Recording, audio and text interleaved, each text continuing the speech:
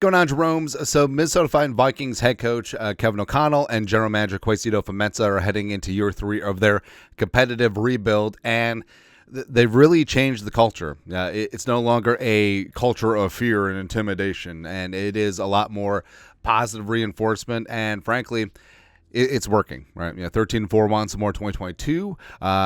Probably won the division last year if Kurt didn't get hurt. But also turning the page from Kirk Cousins and Danielle Hunter and bringing in 2 aces in the first round, J.J. McCarthy Dynamite, the highest drafted quarterback in franchise history, as well as Diamond Dallas Turner. He's going to be so freaking good, man. It's like, think of Brian Burns with longer arms. It's going to be amazing, man. So the Vikings certainly crushed this offseason on paper on purpose, but of course they don't play on paper because it would rip, as well as the biggest obstacle of the offseason was re-signing Justin friggin' Jefferson, which the Vikings did in a pretty calm and professional and orderly fashion. I mean, they just had the largest transaction of a non-quarterback in NFL history, and basically a smooth sailing.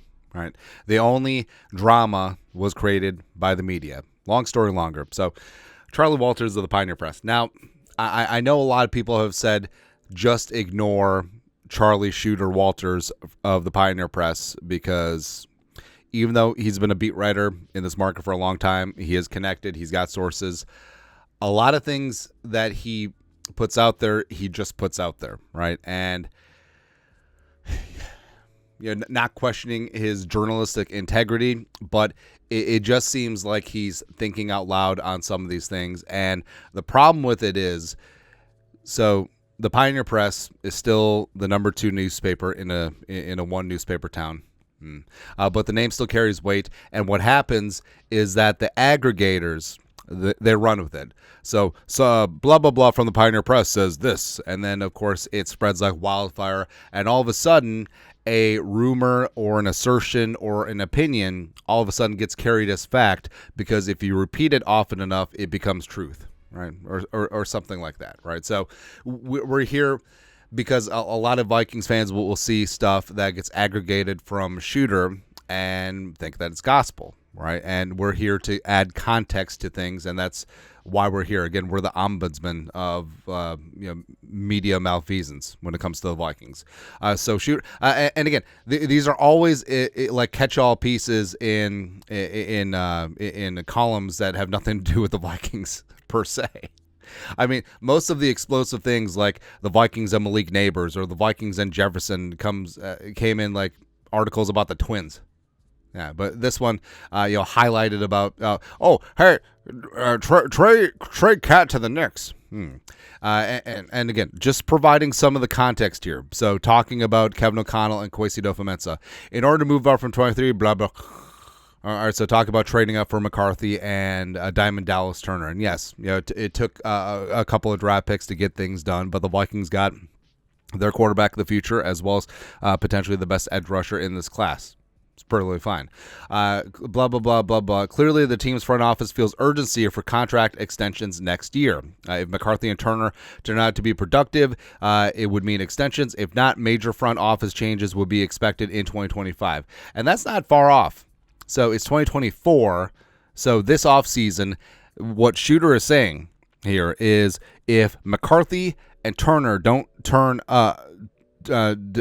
out, that Kwesi and Kevin O'Connell will be fired, potentially, this coming up offseason, which I sort of have issue with because, number one, the Vikings ownership is very patient, and that's something that I respect about them. Maybe they're too patient. Like the Spielman-Zimmer regime probably should have ended about 2 years before it actually did, but the Wilfs being such hands-off owners, that they hire people and they allow them to work, which, again, can be good, can be very, very good, but also can be bad. But so they know. Like, they know the whole thing about the competitive rebuild, and they understand that this offseason was the most important offseason in team history. And McCarthy is going to be the future of the franchise. Diamond Dallas Turner is going to be one of the best young edge rushers in the game. And all right, so what does it mean? Blah, blah, blah. If McCarthy or Turner turn out to be productive, it means extensions. If not, so what's the definition of not productive? Like, if McCarthy sits this entire rookie season as a redshirt year, as is the plan, does that mean not productive? Or, I mean, Turner, not productive. Like, Dallas Turner's accidentally going to get like 7, 8, 9 sacks this year.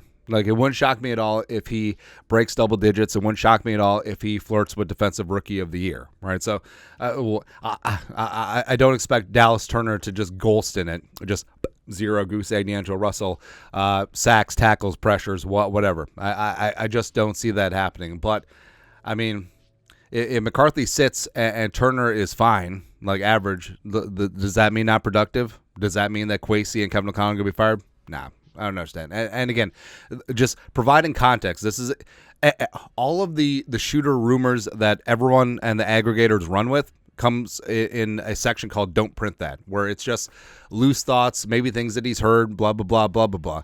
And again, looking at the bottom, that was McCarthy dining on chicken wings at Kindred Hearth and Egan the other day. How come the aggregators aren't running with that? Where's ML Football and Dov Kleeman running with that?